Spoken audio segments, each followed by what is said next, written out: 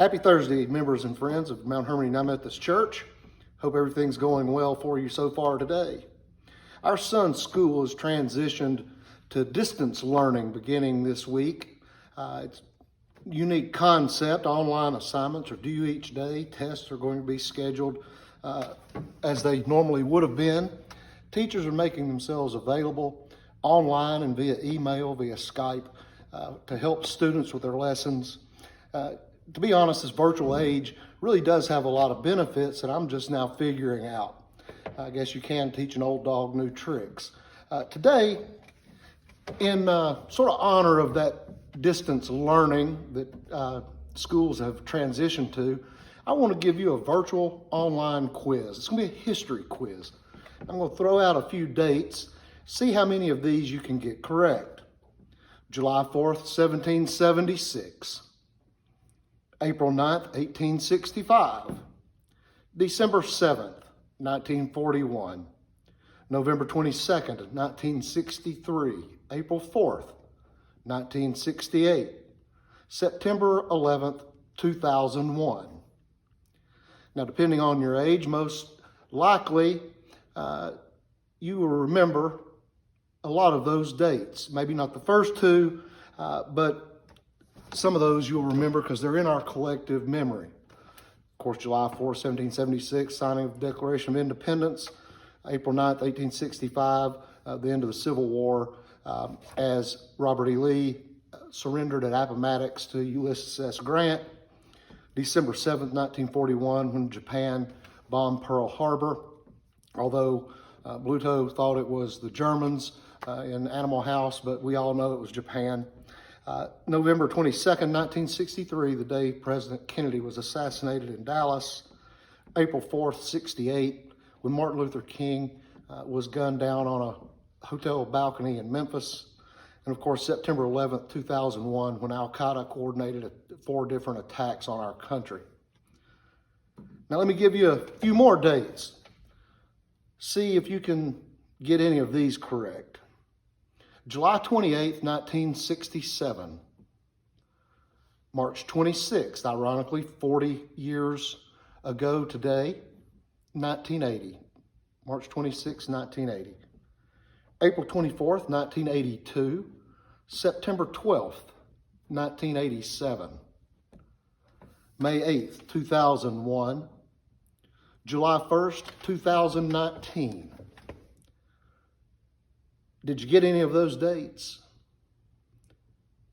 July 28th, 67 is the day I became a big brother when my younger brother Doug was born. March 26, 1980 was the day that I lost my best friend when we were both in an automobile accident together. April 24th, 1982 was when Missy and I had our first date together to my junior prom. September 12th of 87 is when we got married. May 8th of 2001, our son Jackson was born. And July 1st, 2019 was the day that my father died this past year. None of you would have passed that test. Not because you're not smart, but it's because those dates mean something to me individually. They're significant in my life. And I'm sure you have those kind of dates in yours as well. Days that are so important that a smell or a song, something can take you back, and it's as if you were still there in that moment. Some remind us of how great life can be, and some can remind us of how fragile life is. Well, let me give you the last part of this test. This is three dates in the future. April 11th, 2020. April 12th, 2020, May the 3rd of 2020. Now, those are 3 dates that we're anticipating and looking forward to in the life of our local church here at Mount Hermon. April the 11th is when Seth and Caitlin were to be married. Obviously, April 12th is Easter Sunday. And May 3rd is when we had scheduled to have a luncheon after worship to celebrate our graduates. Will those events happen the way we plan them? I don't know. Several years ago, I served on the board of directors at Wesley House Community Center here in Knoxville. We had just hired a new executive director, Anthony Hancock. Many of you will remember Anthony. He played football at the University of Tennessee as a wide receiver and was taken in the first round of the 1982 draft by the Kansas City Chiefs and played for several years in the NFL. We were at a board of directors meeting one evening, and Anthony shared something with us that I have remembered. It stuck with me ever since he said it.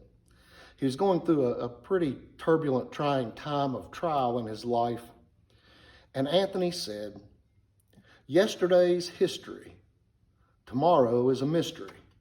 Today is a gift. That's why we call it the present."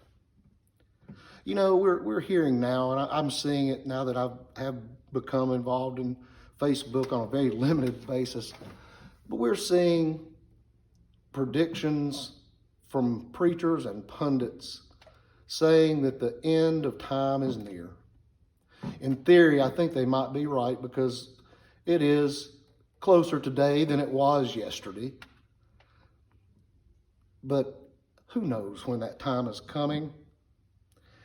To be honest, I think when people do that, it's borderline fear-mongering, and I do not believe it's very biblically sound. I don't know, I've read this somewhere, but of that day and of that hour, no one knows, not the angels in heaven, not even the Son, but only the Father. Take heed, watch and pray. Thank God for the day that you have. I don't know when that day or time will be. I don't want to know. I would hope we would rather live each day for what it is.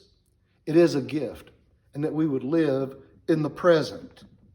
Live today with love for your neighbor. Live today with compassion for the stranger.